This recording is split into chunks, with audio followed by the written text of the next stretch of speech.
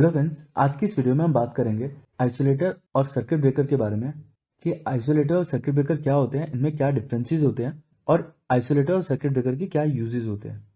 अगर आप इंजीनियर हैं या आप इलेक्ट्रीशियन हैं तो ये क्वेश्चन आपके लिए बहुत इंपॉर्टेंट है, क्योंकि इंटरव्यू में मोस्टली ये क्वेश्चन पूछा जाता है।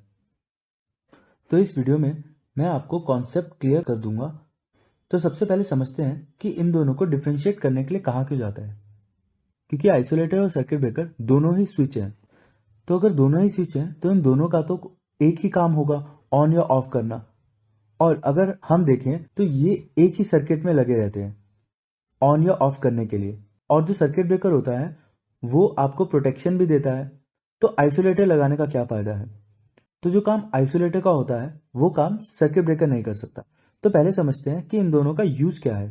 तो अगर हम सर्किट ब्रेकर की बात करें तो सर्किट ब्रेकर हमारे घरों में भी लगा होता है, और वो सर्किट ब्रेकर हमें कई तरह की प्रोटेक्शन देता है, जैसे ओवरलोड, शॉर्ट सर्किट प्रोटेक्शन। पर जो सर्किट ब्रेकर सबस्टेशन में लगा होता है वो रिले से इंटरफेस में होता है। तो अगर कोई भी फॉल्ट कंडीशन आती है तो रिले उसको कमांड देता है ट्रिप होने का। पर जो घरों में सर्किट ब्रेकर लगा होता है, सारे अरेंजमेंट ट्रिप की या फॉल्ट सेंस करने की वो उसी में होती है, तो उसके लिए कोई एडिशनल रिले नहीं लगानी पड़ती है। और सर्किट ब्रेकर को हम मैनुअली भी ऑपरेट कर सकते हैं और ऑटोमेटिकली भी ऑपरेट कर सकते हैं। अब समझते हैं आइसोलेटर के बारे में कि आइसोलेटर क्या होता है। इसको अगर आपको ब्रेक या मेक करना है तो आपको मैनुअली करना पड़ेगा। ये सर्किट ब्रेकर की तरह ऑटोमेटिक ऑपरेट नहीं होता है। इसको मैनुअली ऑपरेट करने के लिए अगर आप सबस्टेशन में हैं तो आपको पुश बटन, या मैनुअली ऑपरेट करते हैं तो कंट्रोल रूम से करना होगा। तो पहला डिफरेंस तो ये है कि सर्किट ब्रेकर को आप मैनुअली भी ऑपरेट कर सकते हैं और ऑटोमेटिकली भी ऑपरेट होता है, और जो आइसोलेटर होता है वो मैनुअली ही ऑपरेट होता है। तो अब जब सर्किट ब्रेकर मैनुअली भी ऑपरेट हो रहा है, ऑटोमेटिकली भी ऑपरेट हो रहा है, तो आइसोलेटर लगाने की क्या ज़रूरत पड़ी एक ही सर्किट में? तो पहले आपके लिए जानना इंपॉर्टेंट है कि अगर हमें कुछ मेंटेनेंस करनी होती है तो पहले हमें सर्किट ब्रेकर बंद करना होता है और उसके बाद आइसोलेटर बंद करना होता है।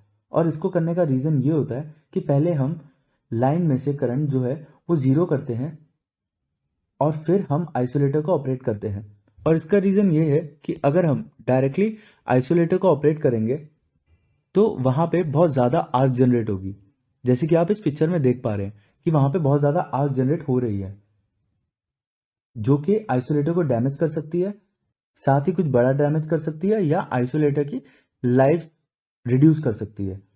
तो इसीलिए सर्किट ब्रेकर को पहले मैनुअली बंद किया जाता है, क्योंकि सर्किट ब्रेक हो जाएगा तो करंट फ्लो नहीं होगा और आर्क जनरेट नहीं होगा। तो अब सवाल ये है कि अगर हम सर्किट ब्रेकर को बंद करते हैं पहले, तो क्या सर्किट ब्रेकर में आर्क जनरेट नहीं होती है?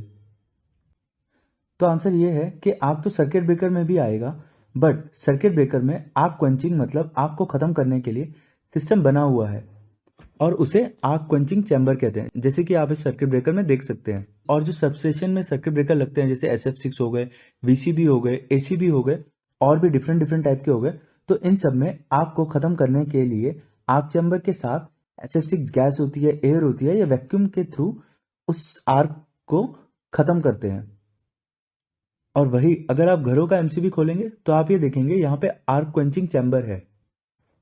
और ये जो आग क्वेंचिंग चैम्बर है ये आपकी आग को टुकड़ों में तोड़ देता है और खत्म कर देता है। मतलब जो बड़ी आग होती है उनको टुकड़ों में तोड़ के उस आग को खत्म कर देता है।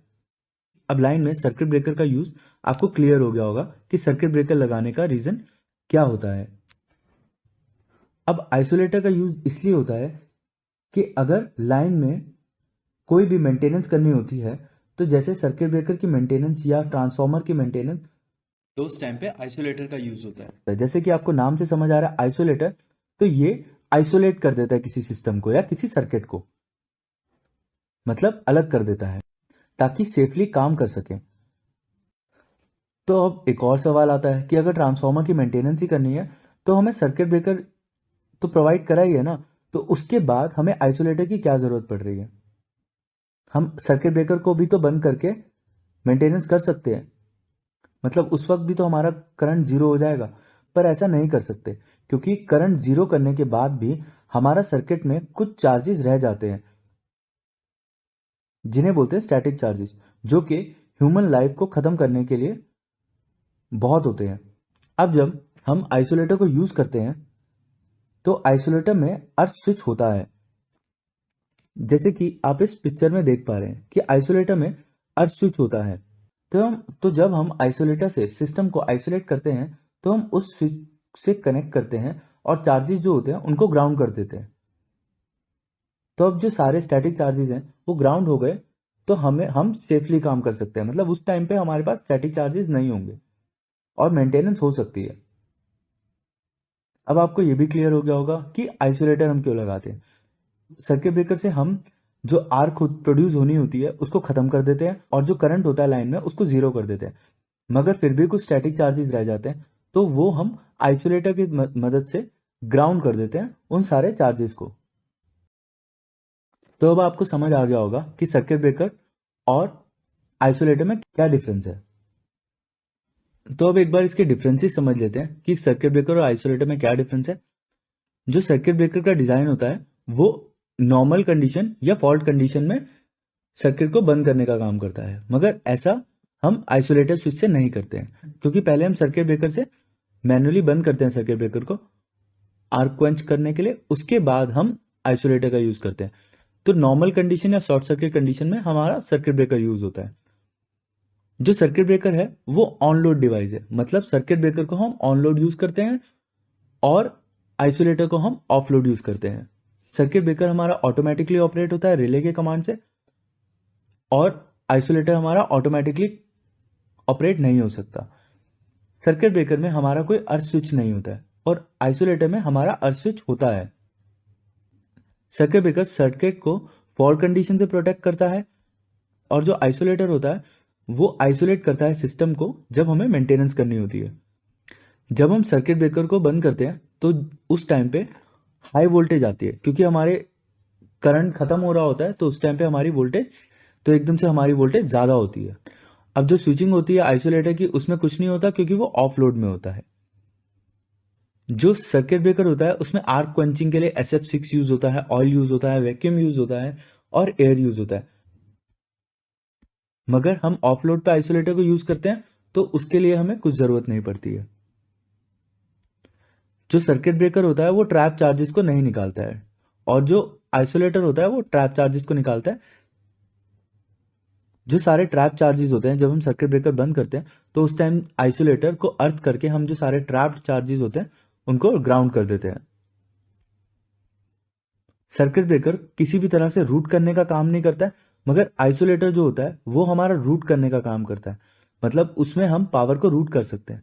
इसका ये मतलब होता है कि अगर हमारी दो सप्लाई आ रही है और एक सप्लाई में हमें काम है, तो हम उस साइड की सप्लाई को बंद करके हम आइसोलेटर से दूसरे साइड की सप्लाई ले सकते हैं। तो ये और बेनिफिट है हमारा आइसोलेटर का। जो सर्किट ब्रेकर होते हैं उनके टाइप होते हैं SF6, oil, vacuum circuit breaker, और वहीं पे जो आइसोलेटर होते हैं उनके होते हैं सेंटर ब्रेक, डबल ब्रेक और पेंटोग्राफनी। तो ये सारे डिफरेंसेस हैं सर्किट ब्रेकर और आइसोलेटर में। अब ये क्लियर हो गया कि आइसोलेटर और सर्किट ब्रेकर क्या है। अब ये क्लियर हो गया कि आइसोलेटर और सर्किट ब्रेकर क्यों लगाए जाते हैं। अब एक और सवाल आता है कि आइसोलेटर हम कहाँ पे लगाते हैं, सर्किट ब्रेकर से पहले लगाते हैं या सर्किट ब्रेकर के बाद लगाते हैं। तो इसका आंसर है कि हम आइसोलेटर को सर्किट ब्रेकर के पहले भी लगाते हैं और सर्किट ब्रेकर के बाद भी लगाते हैं। मतलब हमें दोनों साइड पे आइसोलेटर का लगाना होता है। इसका रीजन ये है कि इन केस हमारा MCB की हमें मेंटेनेंस करनी है। अब हमने सर्किट ब्रेक तो कर दिया आगे से भी और पीछे से भी, ठीक है, मगर हमें चार्जेस को ड्रॉन करना, हमें जो चार्जेस हैं उनको खत्म करना है। तो उस टाइम पे हमें चार्जेस खत्म करने के लिए हमारा जो आइसोलेटर है उससे चार्जेस को हम खत्म करते हैं, इनपुट में भी और आउटपुट में भी सर्किट ब्रेकर के। आई होप इस वीडियो से मैंने आपको क्लियर कर दिया होगा कि सर्किट ब्रेकर और आइसोलेटर का क्या काम है, कहाँ पे यूज होते हैं और इनको कहाँ लगाया जाता है। इस वीडियो से रिलेटेड अगर आपके पास कोई क्वेश्चन है तो आप कमेंट बॉक्स में पूछ सकते हैं। वीडियो पसंद आई तो लाइक और सब्सक्राइब करें। वीडियो देखने के लिए धन्यवाद।